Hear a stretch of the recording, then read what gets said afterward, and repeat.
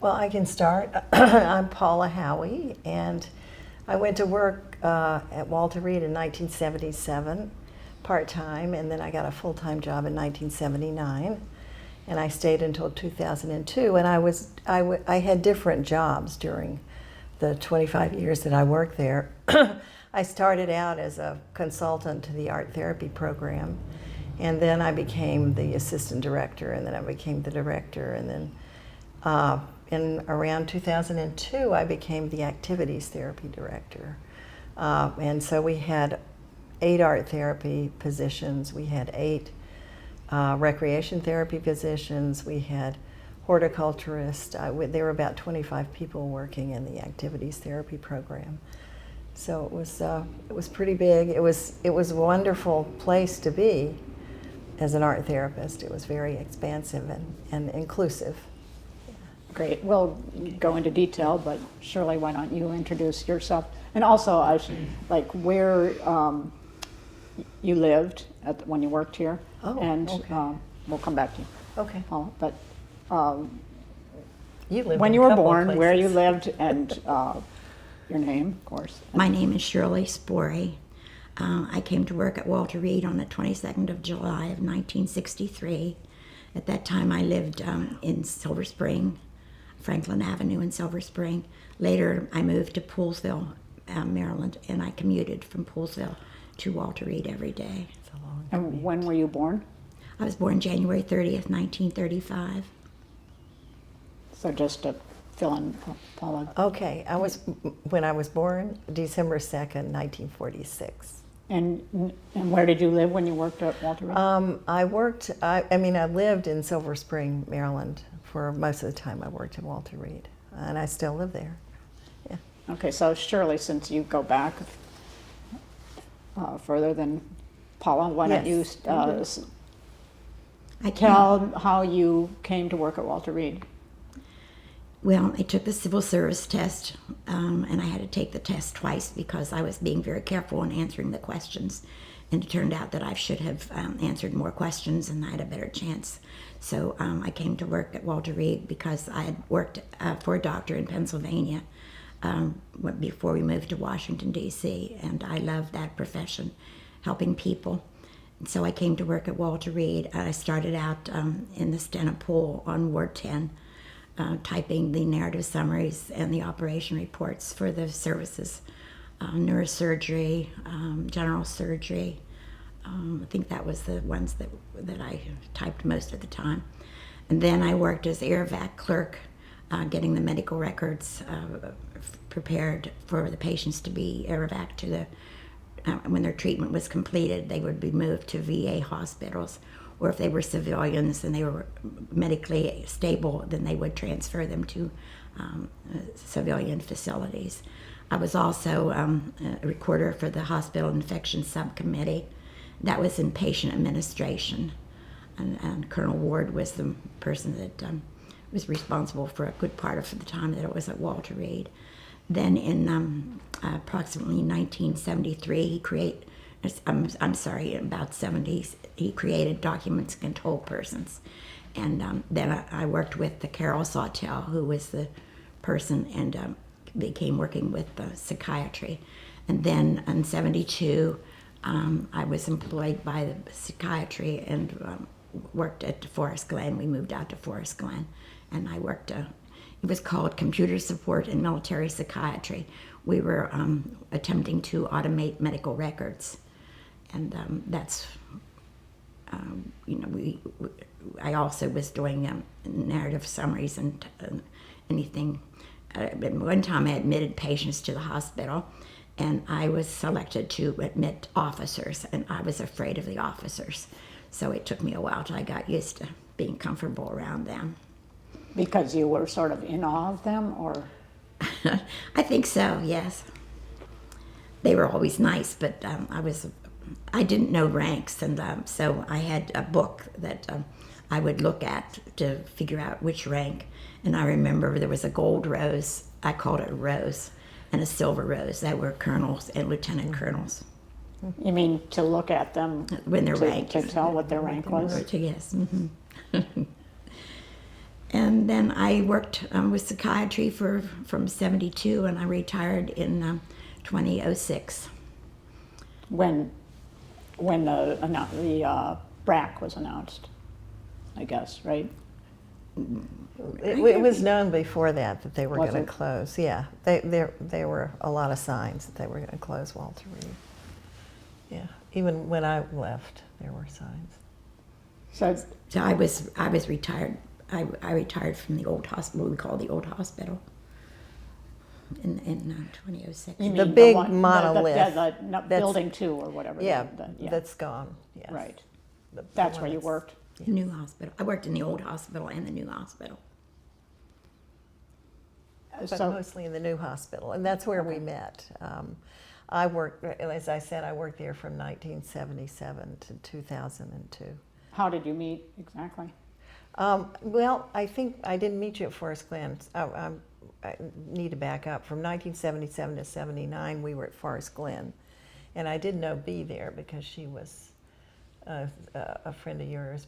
And maybe I met you there. I'm not sure, but it was when we came over. We all moved. Psychiatry moved into the new hospital, which was Building 2, and that happened in about 1979.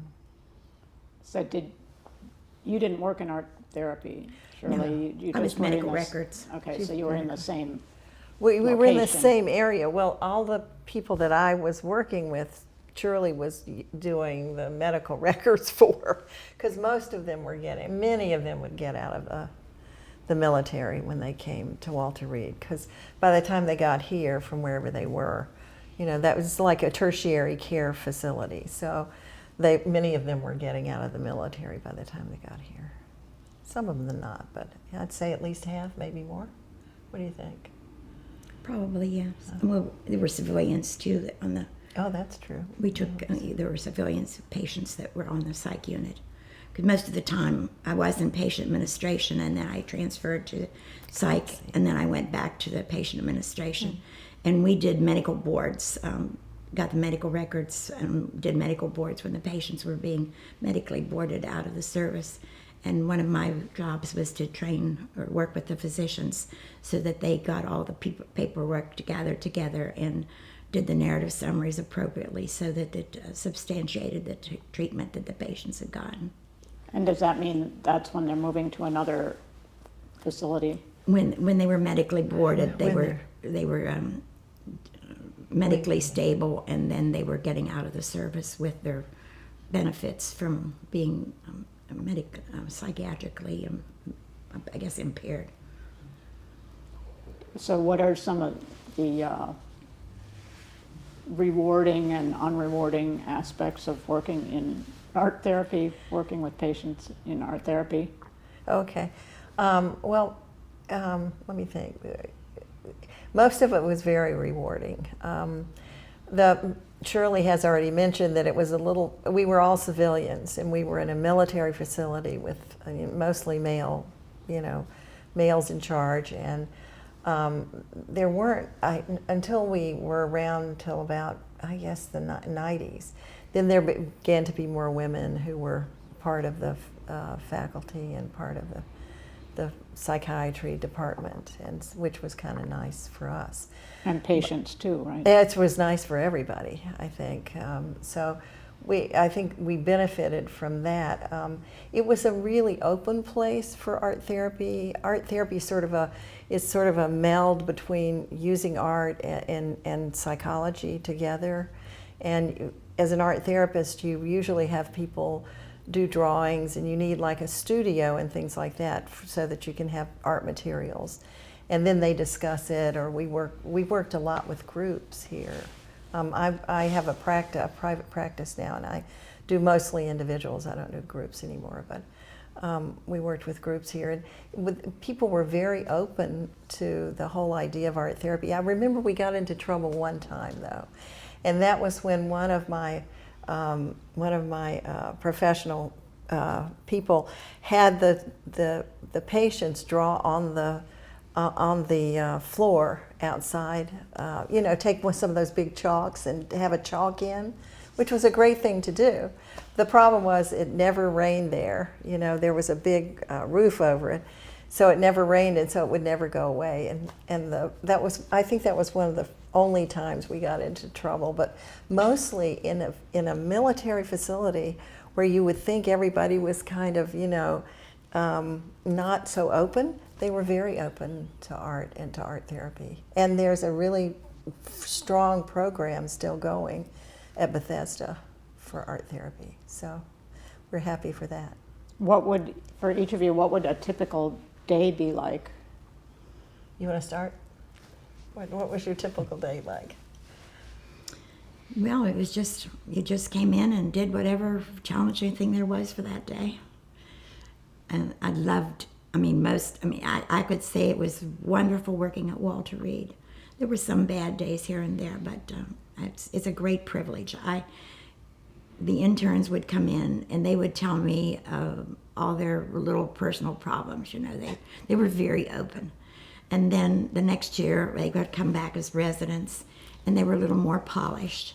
And when they were ready to leave, they were very polished. They knew how to tell you how to get out of your chair in less than an hour, as a psychiatrist. But I enjoyed almost every day at Walter Reed.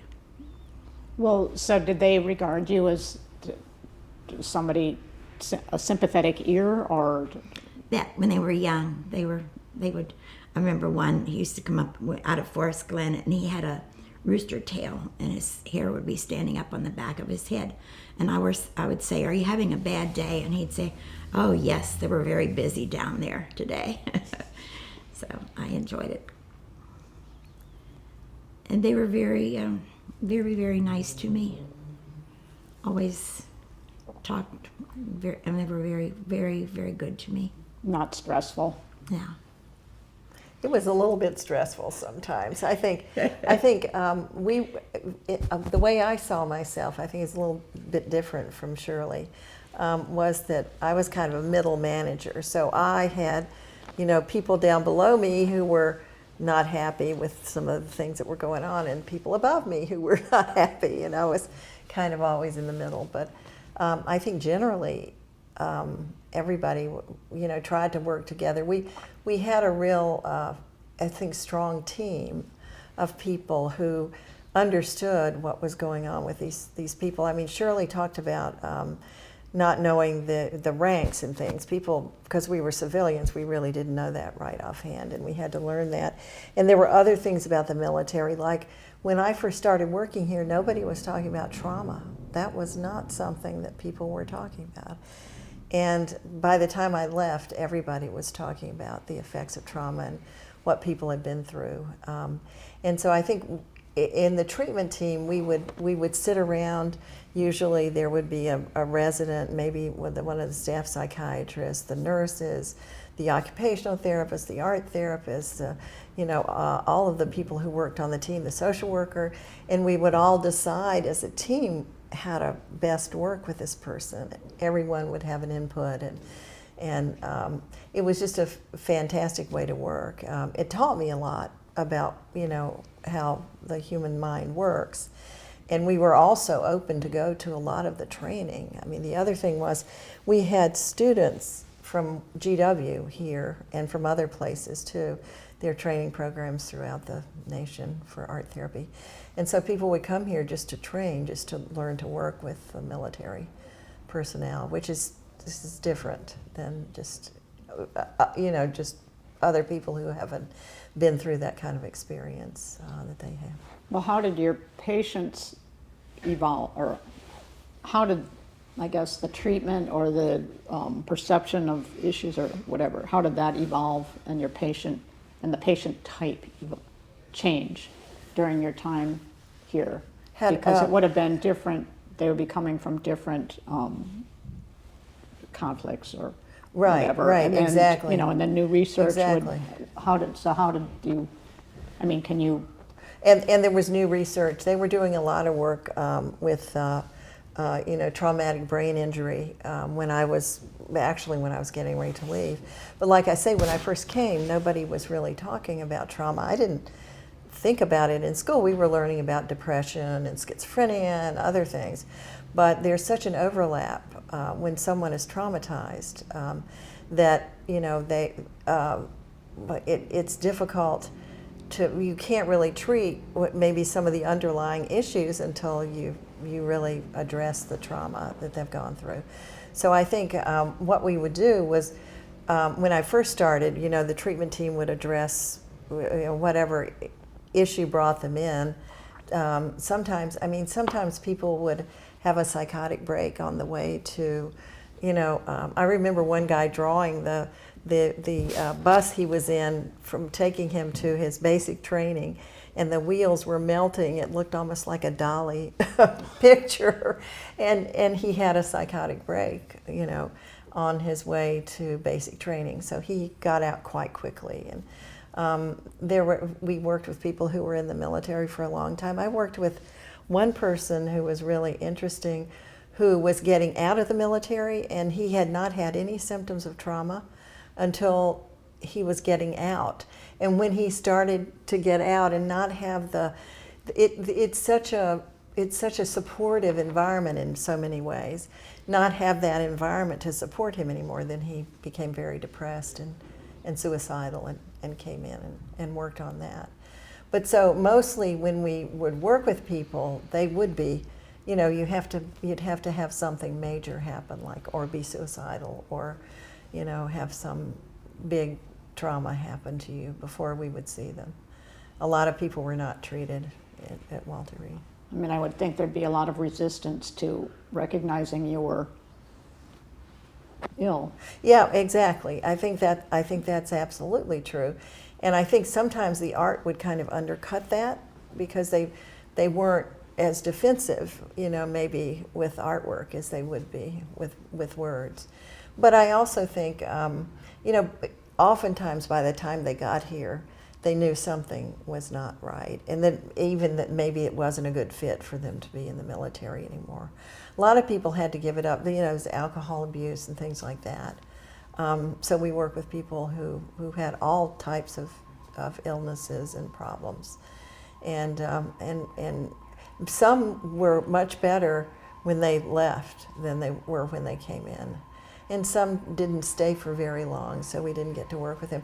At the beginning, when I started working, we would see people for like 3 months, and then they could go back to their facilities where they came from and be in the military. By the time I left, managed care had come in, and it wasn't that they weren't able to stay for that long, and you really couldn't get in unless you were suicidal or homicidal, and it was a very different kind of feeling to it, because you couldn't really get to know the people as well and for as long.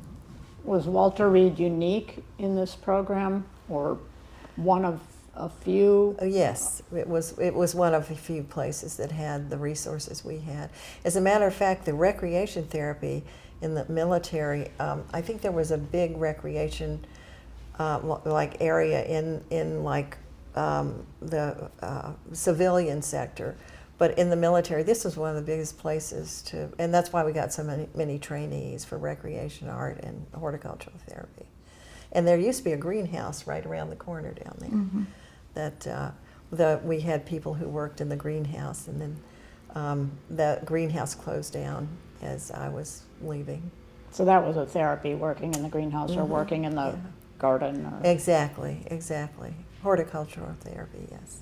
At Christmas time, in the lobby, I remember in the new hospital, there was a poinsettia tree that they raised, the poinsettias, and it was in the lobby of the new hospital, and it was beautiful. It was always beautiful there. Well, it was one year I remember that the poinsettias didn't turn. I don't know if they did something wrong with the light or whatever. They didn't turn red? They didn't turn red, so they were all green, so we spray painted them. Well, they looked great. You make do when you have to do things, but yeah. And we were also responsible for things like when there were holidays and things, decorating the wards and things like that. Or the patients? All of the activities therapies usually did it with the patients. Yeah, we did it with the patients. And then we have a Christmas party on the ward too. Yeah, with the patients. With the patients. Yeah. It was all done together. We would have community meetings with the patients. Didn't the doctors serve the patients Yes, they did. Oh, It was a food. turnaround, yeah. for the Christmas party? The doctors were to help serve the I had patients. forgotten that, Shirley. That's good, yes. Shirley, how big a staff were you part of?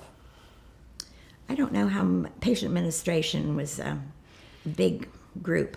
There were, let's see, there was the Ward 10 Stenopool, the Ward 2 Stenopool, the Ward 27 Stenopool, and then Psych was across the street in another hospital. And so they had their own typing section. So I don't know how many people were actually in patient administration. And we were in charge of all the administrative things that went on. And that was one thing that Colonel Ward had us do. We admitted the patients, followed them through administratively until they were ready to leave the hospital. And I was here during the Vietnam War, so that when I worked as the Airvar clerk, the patients would come in. I'd see from the 3rd Field Hospital, 121st Evac Hospital, Clark Air Force Base, and then they'd come to Walter Reed, and then when they were improved, we would transfer them out many times to the VAs all over the United States. So the facilities you named, that was the order in which they before came they in, arrived yeah. here? I would have medical records from all those different hospitals that they had been in. And sometimes they would come in from Germany too, but that was from Clark Air Force Base. They came in a lot of times. So Germany, was that also war casualties, or was that the? Yeah, they were war casualties. They would transfer them there because sometimes you could get better things. Like Brooke Brooke Army Hospital was a burn center. If someone was burned, they would transfer them to the Brooke Army Medical Center. Not here at all. They could come from here and then go to Brooke, or they could go directly to Brooke. So there was no burn center here? No. So did you socialize with,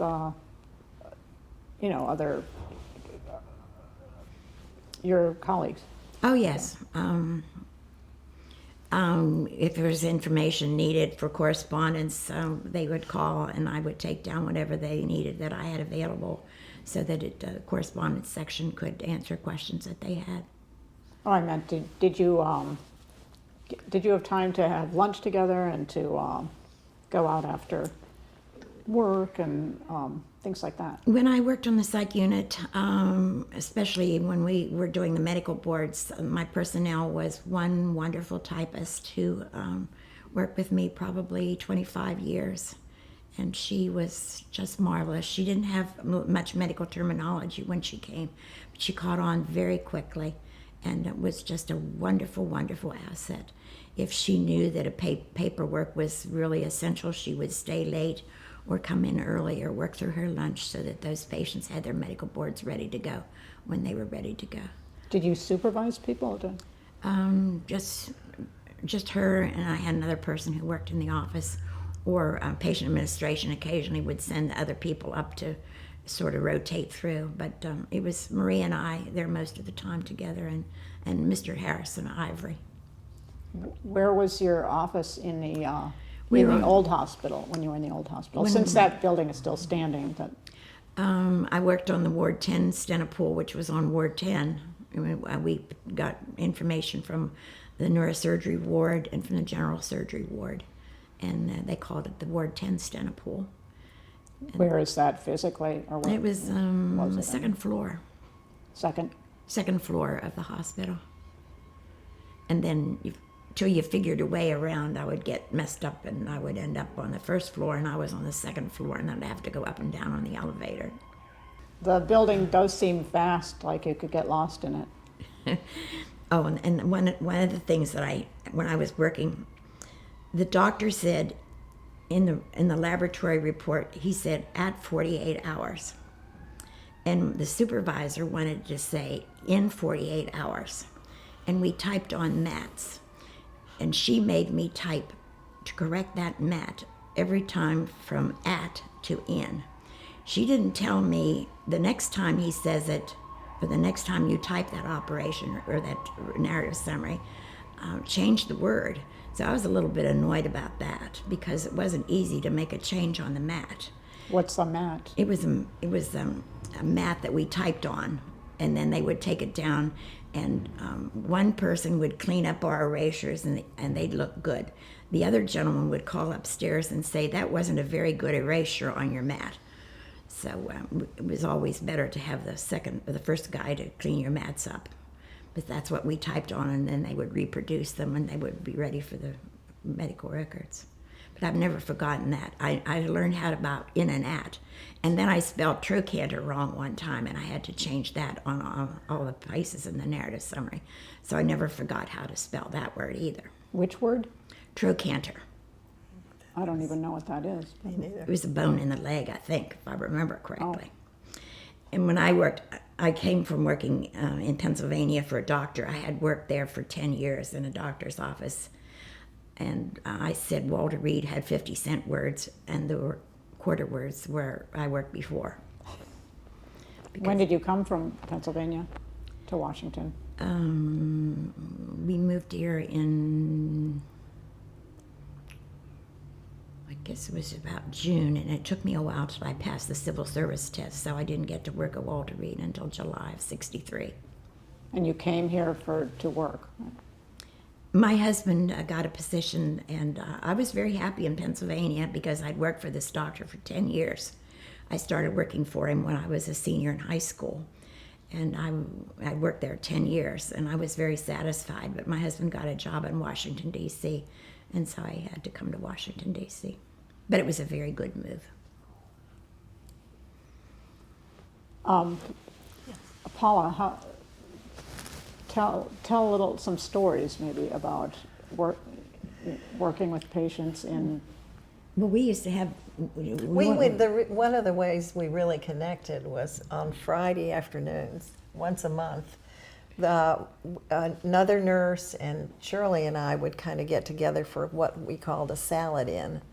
And different people would bring different parts of the salad and would mix it all together and have a great lunch together. And other people would join us sometimes. And that's really when I got to know Shirley, because we didn't really work together on the ward, but No. we knew a lot of the same people because she was doing the medical records and I was working with these people.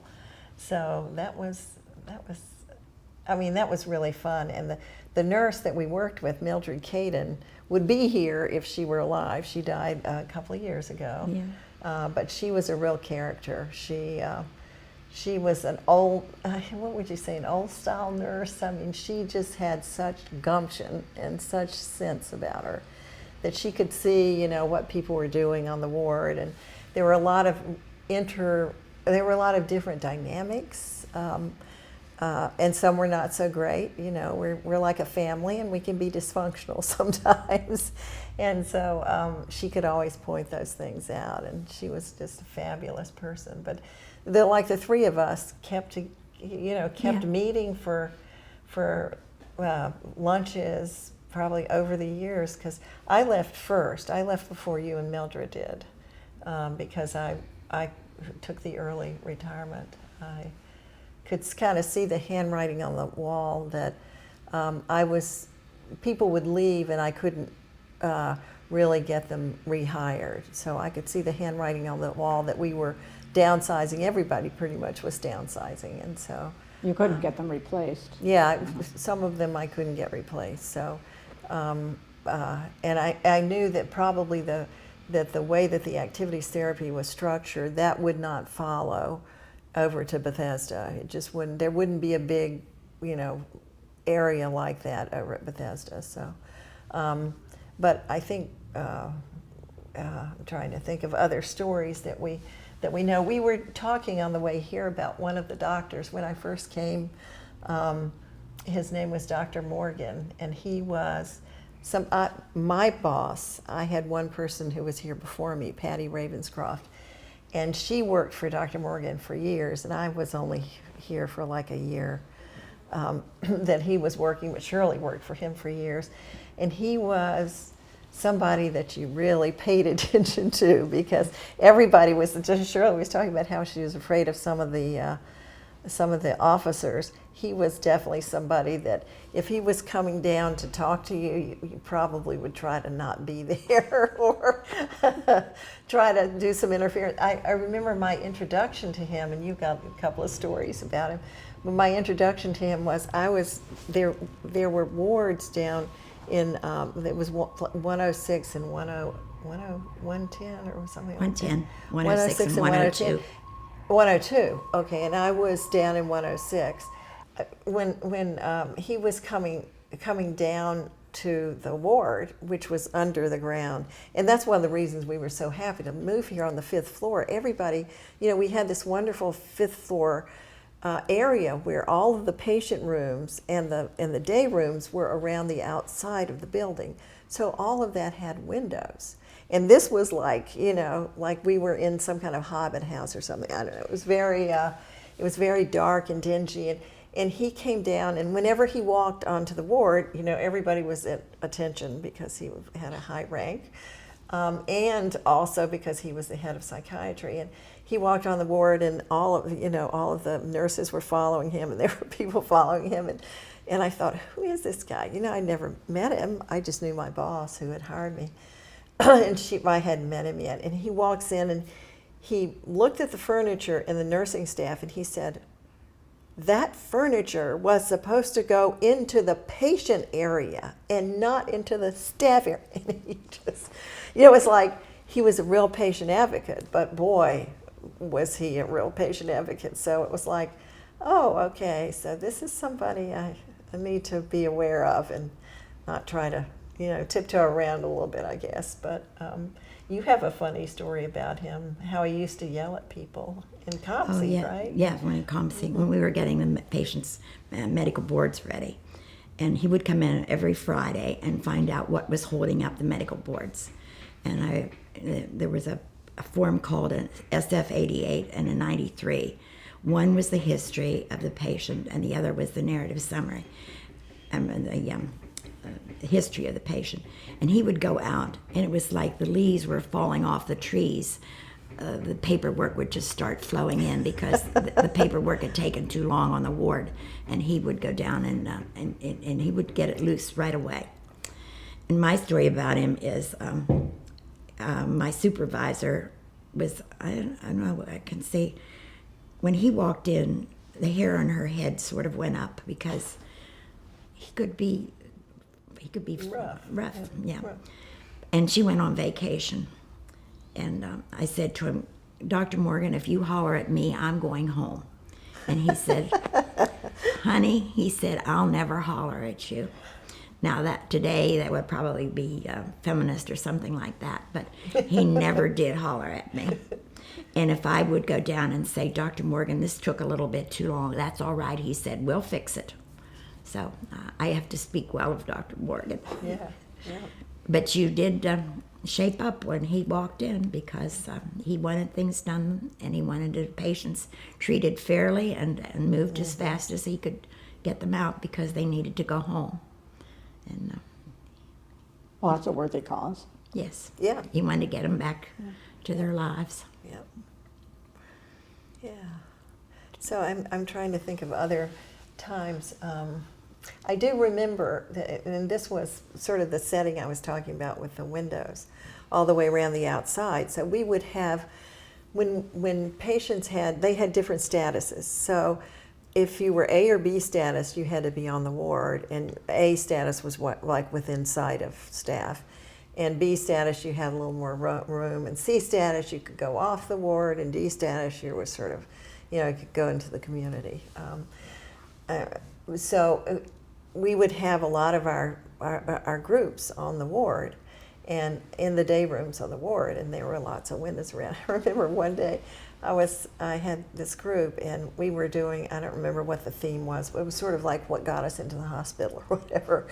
And so there were about 5 or 6 people, and everybody was kind of working on their artwork, and they were very quiet.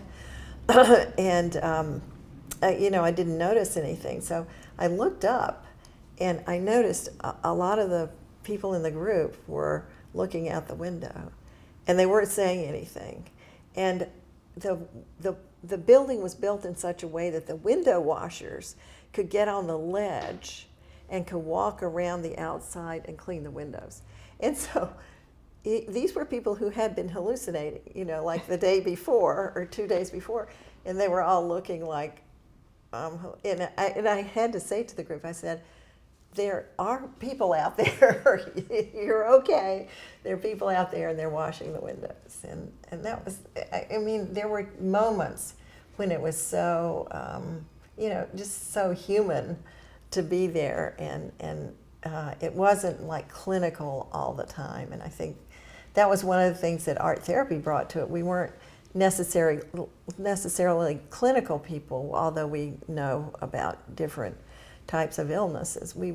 It was bringing in some humanity and some things from the outside that were different. And I think that was part of the fun of it. You do a story and then I'll do another story. Do you have another one? Mm-hmm. A memorable day, your most memorable day? Oh, that's right. We didn't go through our days, did we? We'd all get here early, like Shirley and I would be here early. Well, I came from Poolsville, and if you, it was a drive, and if you didn't get on the parking lot by 7 o'clock, you didn't get a parking space, and so my hours were 7:45 to 16:30, and I would have to be on the parking lot at 7 o'clock in the morning, or else parking was a real problem at Walter Reed. And it was all right over here too, in the back of us. And I remember one morning it was very icy, and this lady that I carpooled with, we came in, and it was like being on an ice skating rink. I didn't know whether we had to park off post that day, or most of the time we parked off post, and we had to walk in, and I didn't know whether we were going to get there. It was so slippery, but we made it. That was a bad day, getting to work that day. And getting home? Oh, there was one time Maybe I had to walk home. I remember that. There was one time I had to walk home. Remember the Christmas party one time? Psych was having a Christmas party, and it was really icy. I see. Yeah, nobody, I think they called it off. No, you had to stay, I think so. It was somebody's house, I believe. Oh, and they had to stay there. Yeah, it was really icy. Yeah, that was the day we didn't get out. But I do remember one time when it was so icy, and my house, like 7 miles? And I had on the wrong kind of shoes. I took the bus a little way, it wasn't moving. And so I just took my little heels and just walked through the snow for like several miles. To get home to Silver Spring. Yeah, to get home to Silver Spring. Because I didn't want to stay here all night. I never stayed here in the night. Did you? Did you ever stay here? No, I always got home. Well, where would you have to stay if you stayed here? Well, there were lots of, there were lots of rooms. I mean, in a hospital room. Yeah, you'd have to stay in a hospital room. But we had nice offices. Shirley was right across the hall from me in one of my offices, but we had good offices, and I had a couch. I could probably have stayed on the couch, but didn't want to. And I had kids at home, so young kids. When I worked in patient administration, it was in the basement, on the first floor, and no windows. So that was always the thing that you were inside. You didn't know whether it was raining or snowing or what it was doing outside. And when they built the new hospital, there were lots of things that didn't work quite right.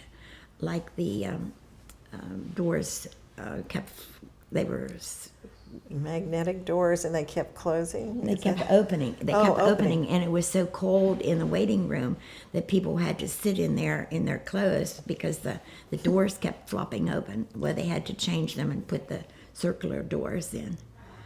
And I think one of the problems they had was that the bathroom doors were too small, and they couldn't get wheelchairs through them. So that was an architectural problem they had. That's a big problem. Yeah, that is a big problem. Yeah. So they had to make some renovations.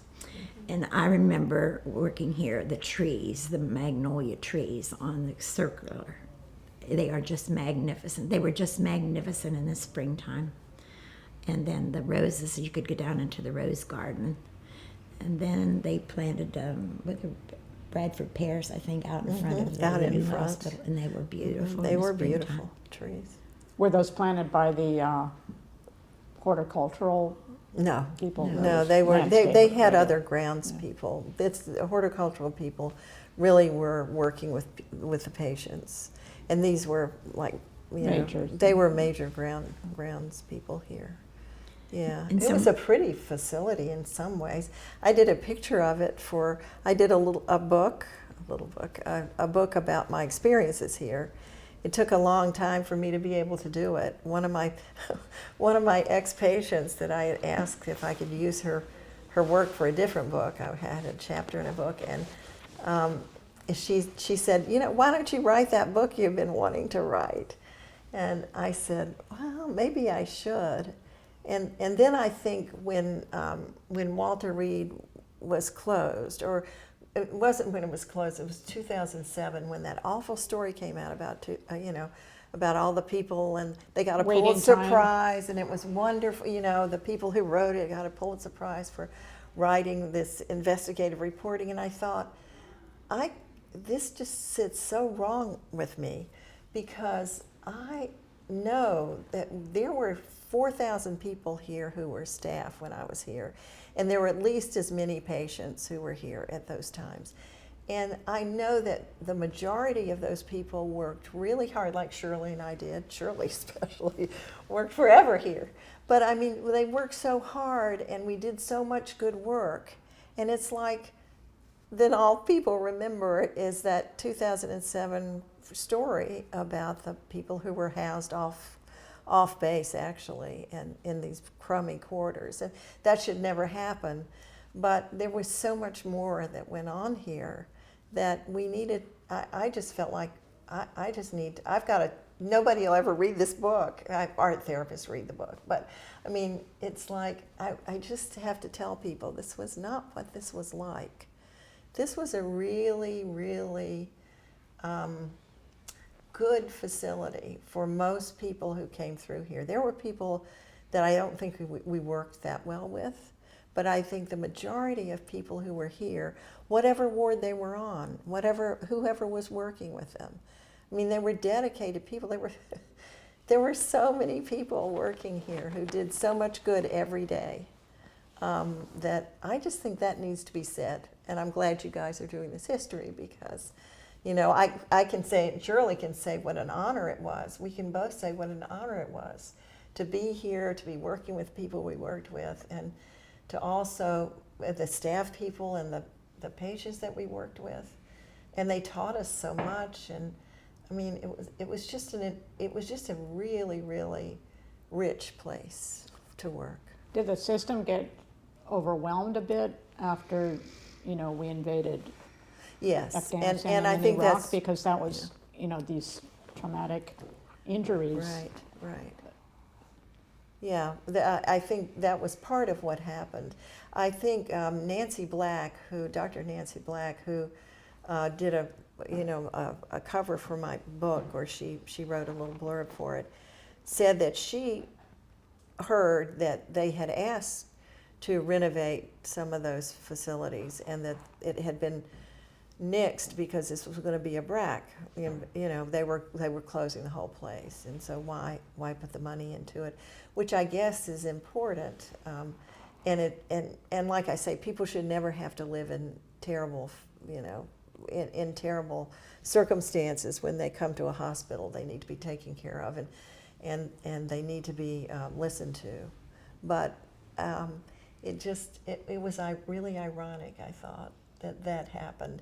And so that was one of the reasons I thought, I've got to write down what we did. And I remember another story. I don't know if you can put this back in the other part of it, but that I was working with someone at bedside, because I worked on the PCLS. Do you remember the doctor who was the PCLS guy? The guy who was did so much with hypnosis? No. Hal Wayne was his name. Dr. Wayne. Mm-hmm. Dr. Wayne, and he was very open to art therapy. He liked hypnosis. He was really a big pain guy. And so we were asked to go in, and we would work with people at their bedside. And I remember one day I was working with this guy at bedside, and he had a horrible injury of his leg. He had a Lesseroff device on, which is sort of holds your leg together and it can grow. back, the muscle that he was missing. So he had a really horrendous injury. But he was sitting there, and we were working, and I had turned to do something, and I looked back, and he was gone. He was not there. And I thought, he was under the bed. And he had heard. He went under the bed? He was under the bed. But the reason he was under the bed, didn't even occur to me, because I was not startled. I was not in a place where I was traumatized. It was a pretty safe place for me. It wasn't a safe place for him yet, because he just come over. But he heard every night they would retire the colors, and they would shoot, the guns to retire the 21 gun salute, right? Mm-hmm. At the end of the day. And so he heard those guns, and he was getting himself in a safe place. But there were always things like that were happening, because people were more sensitized to things that we wouldn't necessarily be sensitized to.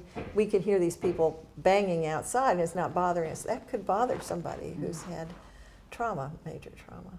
Yeah. We talk about the military, but there were civilians here at Walter Reed. Who patients and staff. Yes, patients too. Patients, civilian patients who may have personality disorders. And there were children here. When I was ERVAC clerk, there'd be children that were on Ward 16. That was a pediatric ward, and I would get those medical records ready when they were sending those children back home again. And I worked with them. Her name was Carolyn Stoneberger. I believe it was Stoneberger. And we worked very well together, because she would call down and say, I need this patient moved, and we'd get the job done. What about when you had senators or presidents or people like that here? I was here. Like? General Eisenhower was here when I was here.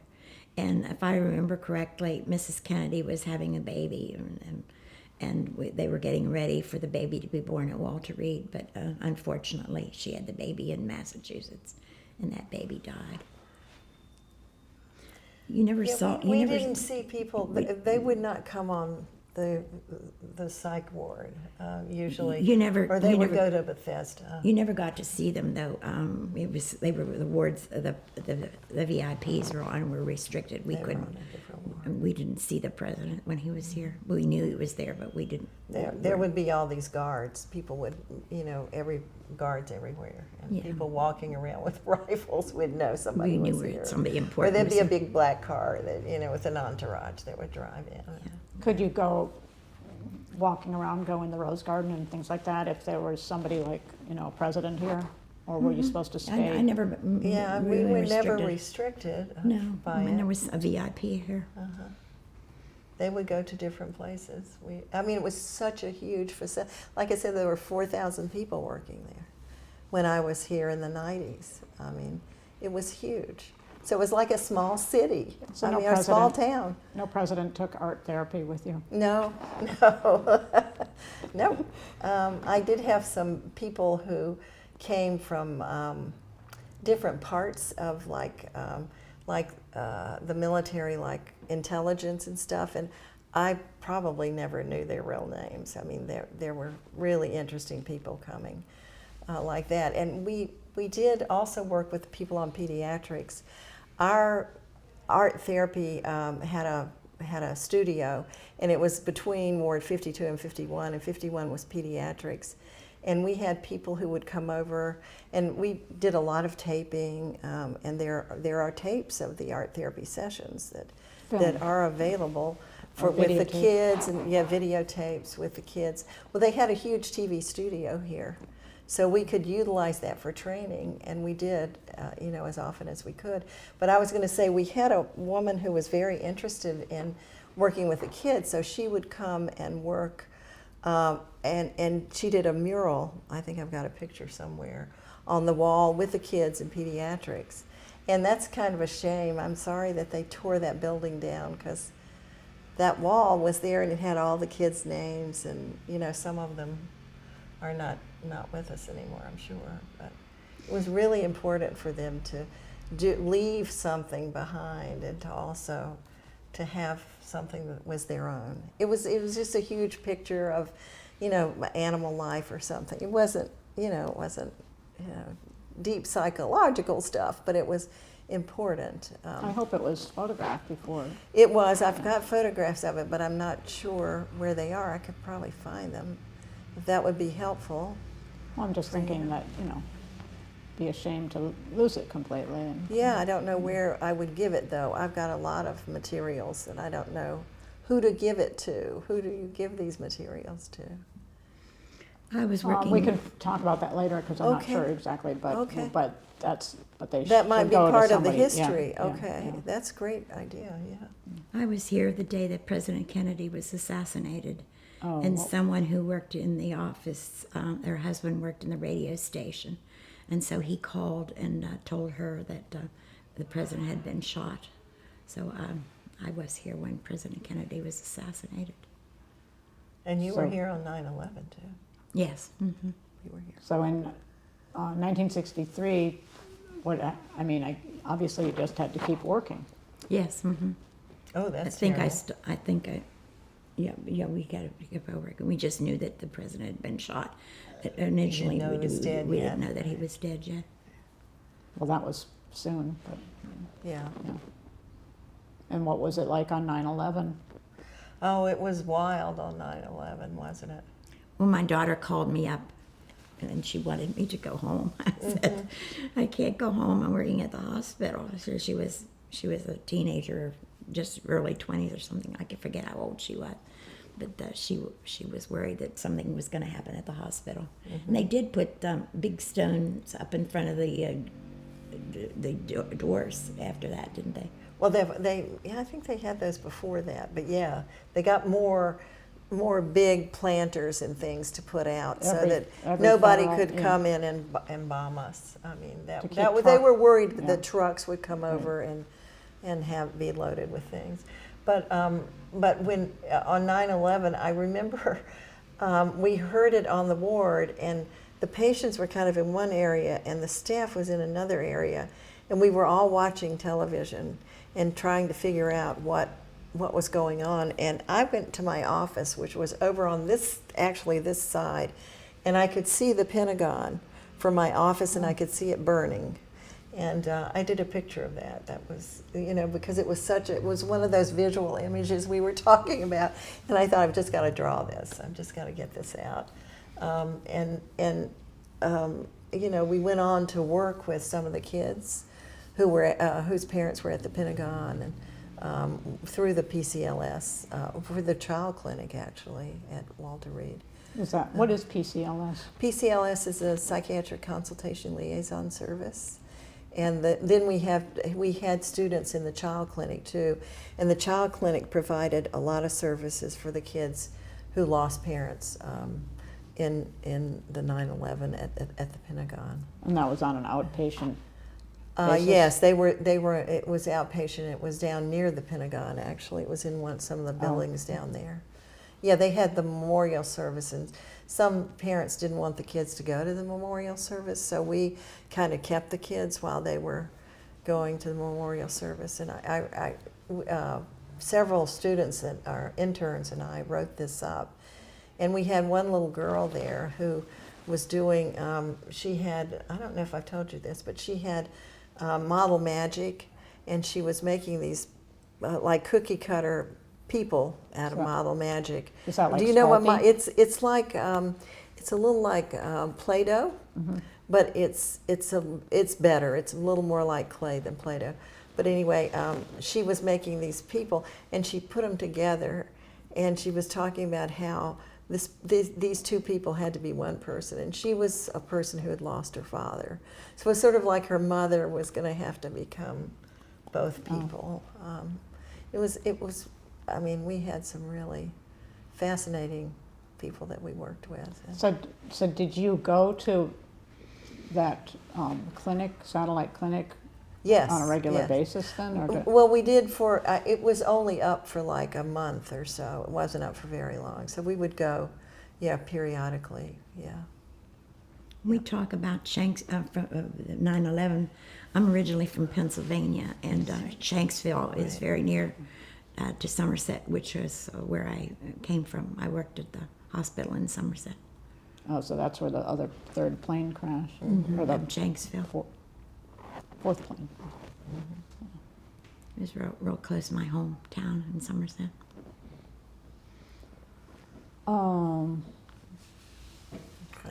Yes, I wanted to hear about the books. Oh. Because were there the books based on, or one of them, or?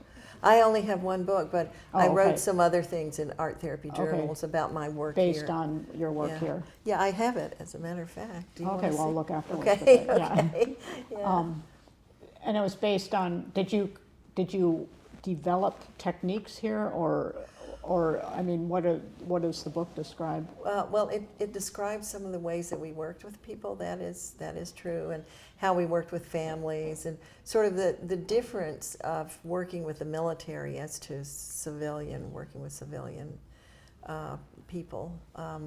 And so we did a lot of work trying to figure out what were the differences and the similarities, and how was the military kind of a different place to work. And so we did a lot of working with just different themes and ideas, and family art evaluations and things like that. We did a lot of those here, and as I say, we taped them too, and those tapes, I think, are now available through Judy Rubin. I don't remember the name of her video library, but she has a lot of them, and they're used for clinical training. Yeah, they're used for clinical training now. Where were you in your career when you arrived here? Had you done A lot of other, non-military? yeah, no, I hadn't done anything with the military. I worked basically, I came here in 1973, and you'd been here for a long time. Oh, yes. But I came in 73 to go to graduate school at GW, and then I always thought, I'm from North Carolina, I always thought I'll go back to North Carolina, but here I am 40 years later, whatever. That happens a lot. It does happen a lot, doesn't it? So I'm not a native DC, neither of us are native. No. I don't know many native DC people. But Most everybody's from someplace else. Right. Yeah, I'm from Wisconsin. But. Yeah. So, but I meant you hadn't worked, I mean, did you have a basis to compare military and non-military before you came here? Was this your first? I had worked with some I worked at Arlington Hospital and Arlington Mental Health Center, and I went to California for a while and did some work out there. But this was the first time I'd really worked with the military. But it was so normal for me to want to do that, because looking back on it, one of the things I write about in this book that occurred to me was that as a baby boomer, my father went to World War II, and he was in Okinawa, and he was injured. And so one of the threads that goes through my life is this, the military and how he reacted when he came back from the military. And never talking about his experiences. He saw some horrible things. And later in his life, he began to talk about it a little bit. But this is why I'm so glad that we're doing this oral history, because I think it's so important to get people's stories, because people have such a lot of stories, about what they've been through. And I think we, as kind of a, I don't know if it's just the military or if it's just life in general, but it's sort of like you're supposed to come home and be in that kind of situation and just suck it up and go on. You were for World War II. For World War And II. yeah. Especially. Especially. And then not talk about it. Just go back to life as it was before. Well, life is not like it was before, and never will be. So that was one of the things that I was most interested in writing this book was, my gosh, I see how this has played through my life for, because of my father's experience, and I'm, the generation that came after him, and his experience and my experience I think I was drawn to this kind of setting, and that's why I stayed here for so many years. Based on his... Yeah, and part of me as a kid wanted to hear his stories, and he wouldn't give them. So I heard other stories. I heard other war stories from people. Then I think Vietnam, I know that, and I'm sure, in war in general, nobody understands. Right. Or Yeah. Yeah. You So- mean, yeah.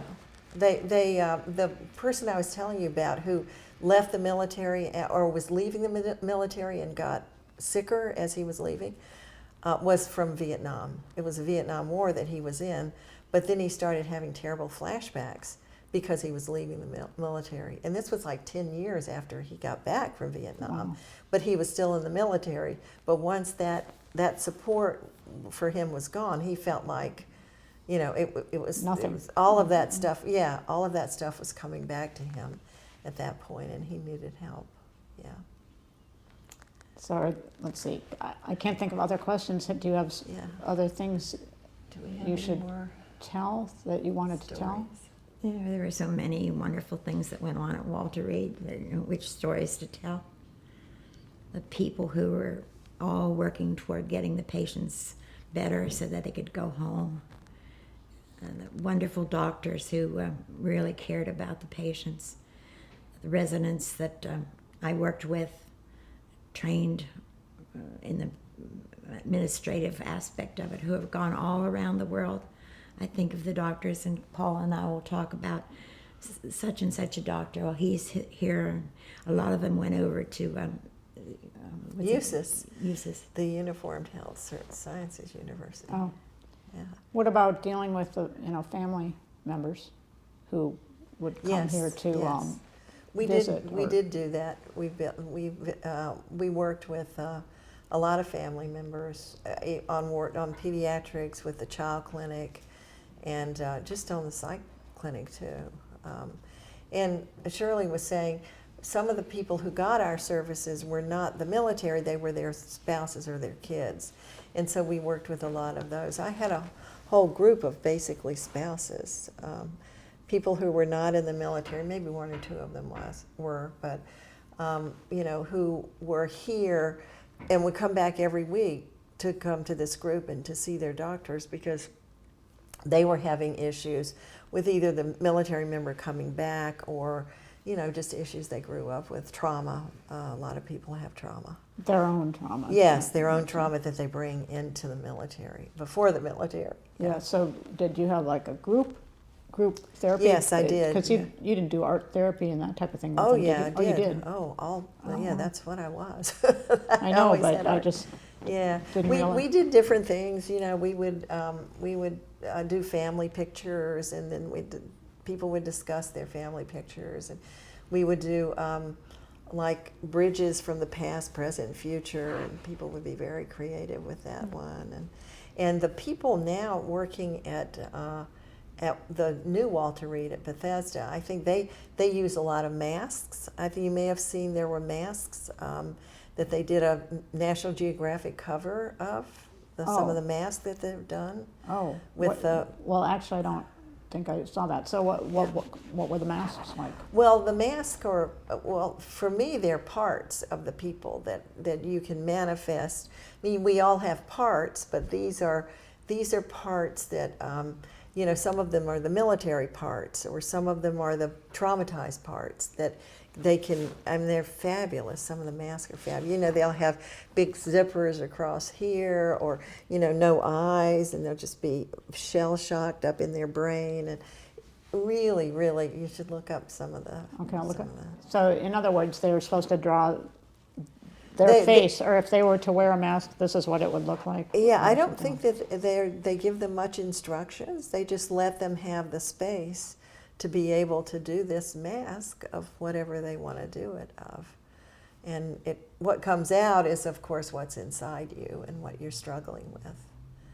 And that's why art therapy is so powerful. So National Geographic had a series of these masks on. Yeah, and the Together on one woman cover, who works with that now, and she does more than masks. They have a whole like protocol to use for the 4 weeks people are at this program. But she wrote a chapter in the book about what they're doing now, and other art therapists who are younger than I am are writing about what they're doing with veterans now, and with with active duty military. She works with a lot of active duty, but we have some chapters on, working with veterans. And so once people were veterans, we didn't see them anymore because they would go to other facilities. Ward 53, when that was sort of Like transitional. the transitional. Ward, Some youngsters were taught how to write checks. I think. Oh, yeah. Oh, just like life skills. Your life skills. They right. were getting them ready to go back to being civilians, that they needed help in that area. Now, Paula had much more experience with the patients on the ward. I was administrative. I handled the paperwork that was necessary for the patients to be boarded out when it was necessary, or just to get back to wherever it was that they were coming, that they needed to go back. But she worked with the patients more on the ward. I would go down on the wards and get whatever pieces of paper I needed to get the medical board, which was a series of papers of narrative summary and a cover sheet. And I taught the residents, some of the words that helped get a rating when they went to the physical evaluation board, so that would see that they got the monies that they were justified in getting. And that was one of the things I did, was I taught the residents what considerable meant and the different words that it showed their impairment when they were leaving the military. So that was dependent on the There was Army regulations. What kind of We don't know. disability they would get. They were Army regulations that helped them decide what monies they would get when they were separated from the service. Did you said most people or everybody no one had a problem with doing art therapy contract. Oh, I but didn't say you nobody. You must have had some people people who would not do it. Some people who would not do it, but the majority of people would. It was astounding. Like 90% of them would do it. There were probably 10% who never would come to art therapy. And the most interesting thing was, they would hate, the people who might do it would come in and they would hate it, and then all of a sudden, oh my God, this is showing something that's important. This is something I'm kind of interested in. So it's not, I don't think it's something that people think about, that, this is going to really show a part of me that I don't know. But that's what it does sometimes. And people who even didn't want to be there but decided they'd come and comply, and just be there and do Something to nothing. do. They'd do a doodle and it would show, and they'd go, oh my gosh, this doodle is when I was back in whatever, and we were under fire. And, yeah. Were they receptive to that reading of it, or were they resentful of that? Well, it was Some. mostly their reading of it that we would Oh. listen to. I mean, I can project onto people what I think, but that doesn't mean that's what they're they think, thinking yeah. or what they're feeling. So yeah, they would talk about it, and then we would learn about it. And like I say, much of it was done in groups.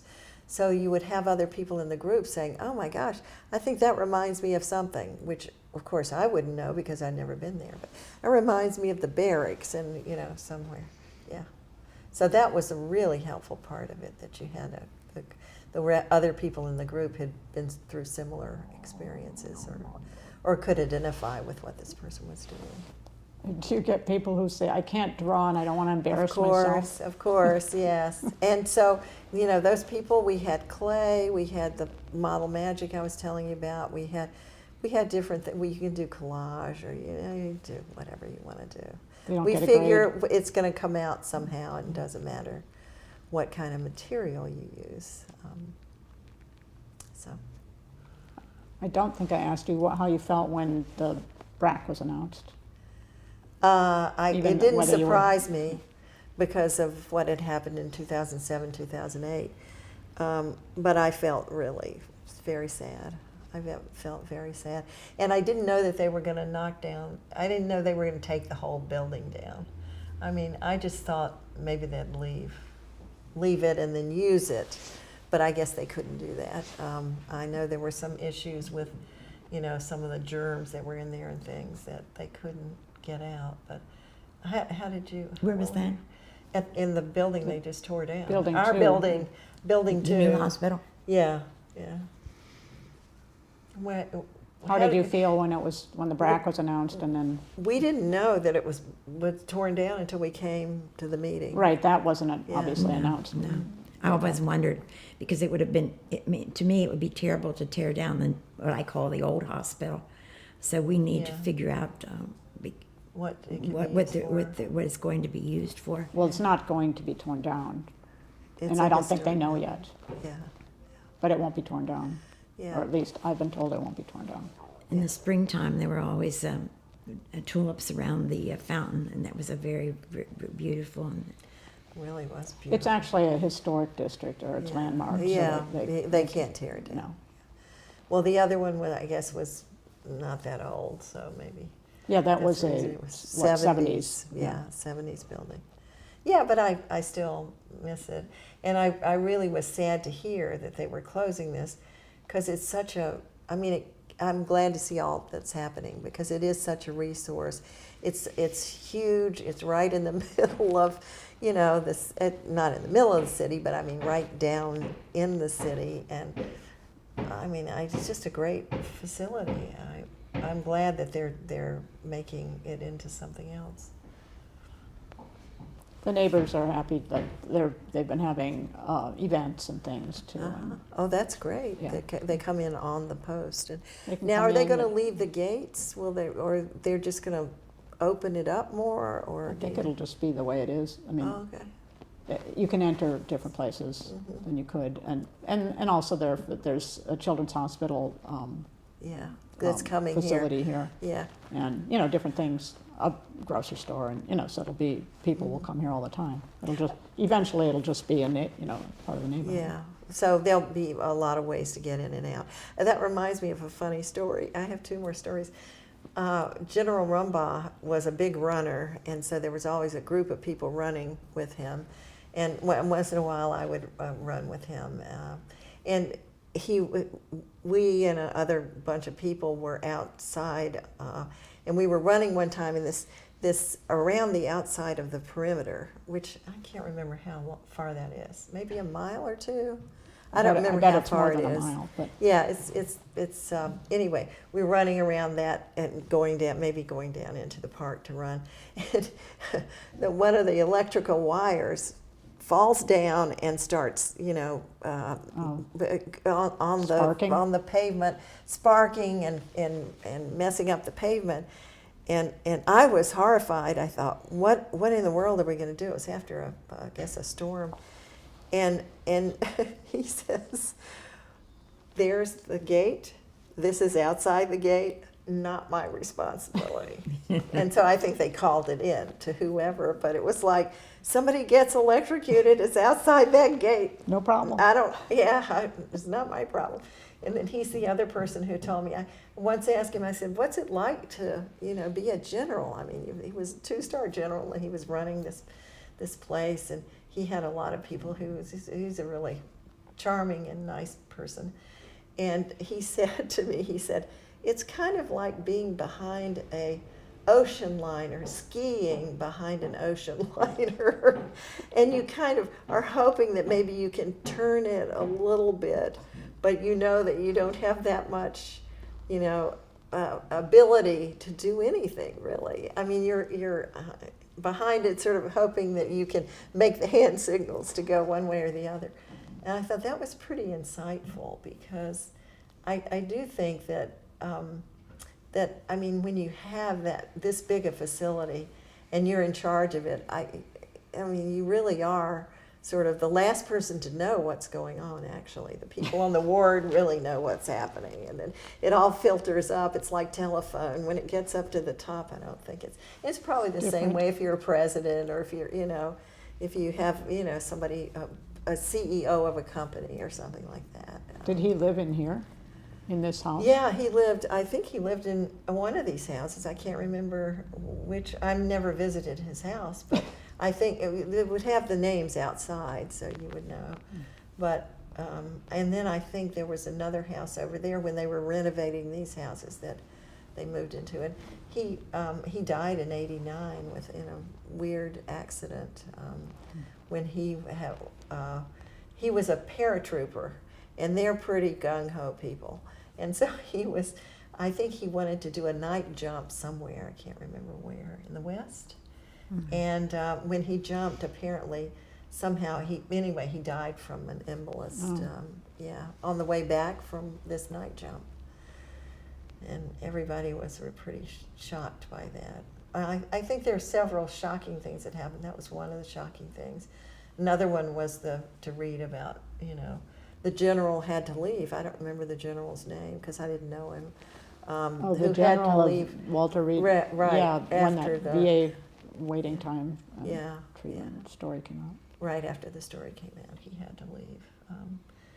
But there, mostly, I don't know, it functioned pretty well for such a big place, a big family. Big family, yeah. Mm-hmm. We worked well together. Did you run down to the Lincoln Memorial? There was a running club here. That was one of the people were talking about that. We interviewed him on. Yeah. I used to do that. I would run down with them. They were pretty gung-ho. So I was running one time, and I remember I might have been the last person or the next to the last person to get down to the bus. And I can remember they said, "Hop on and let's go back." But that was, I can't remember how many miles. 8 miles, did he say, down there and back? Or down there? 10, 8 or 10. Something like that. Yeah, I was a marathon runner. I ran 5 marathons. You have to be strong kind of person if you're in the military. They're always doing training and but you're running. Civilian. That's true. Well, he was too, of course. I had a good excuse, but it seemed like a smart thing to do, is to exercise and to really keep yourself fit. And that's one of the things the military does. Yeah. I had one of the sergeants who was, he came in my office. We sort of got a friendly, because he was still here, enlisted person. And he was telling about Vietnam, and I guess he was in a tank, and they threw something into the tank, and so everybody had to jump out. And he was telling me about some of the things that went on in Vietnam. If you really got to know some of the enlisted people, they had very good stories to tell you. That's true. Probably harrowing stories. Mm-hmm. Yeah. I kept in contact with him for a long time. He would call me because he had my telephone number, but I've lost contact with him. That's been a number of years. He would bring in, from being in Vietnam, he would bring in food that he had a friend who made it, and he would bring food for us. That was Vietnamese food? Mm-hmm, yes. Cool. And sometimes the residents would take the administrative people out to lunch. That was always a treat. We got to know them better when we'd go out to lunch someplace around Walter Reed. Where did you go? What are some of the places? What's the place that's when you go under the bridge there in Silver Spring? There was like the Chris Fields, the Chris seafood Fields. place? Yeah, yeah. And then Dr. Vera took us to another place, but I can't remember the name there in Silver Spring. There was one named El Tamarindo that a lot of people would go to right over here on Georgia, but I don't think it's there anymore. One of the residents took the people who did the typing, a couple of us, to his house, and we had lunch at his house. That's nice. That's really nice. We had some fringe benefits on the side. We did. It was a good place to work. It was marvelous. And we got a lot of training. I mean, we would be able to sit in on any class, pretty much, that the residents were taking. All of the interns and things.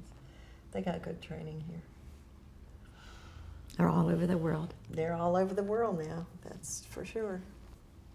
Dr. Amen, have you ever seen him on television? Who? Dr. Amen, A-M-E-N. No. I was telling Paula today, I don't know what channel he's on, but he's doing memory, talking about memory. And I said to her, I'd love to call him up and say, You remember me, Dr. Dr. Amen? Amen, this is Shirley from CompC. Do you remember me? He would remember you, Shirley. I bet he would remember you. Because that was my expression when I called them. It was always Shirley from CompC. Oh, or he'd lie. Any last stories or remarks or anything? I can't express what a privilege it was to be the 42 years at Walter Reed. I came in '63 and I left in 2006. Well, that's well expressed. Yeah, that's well expressed. And I just think there were lifetime, you know, friendships that we made there.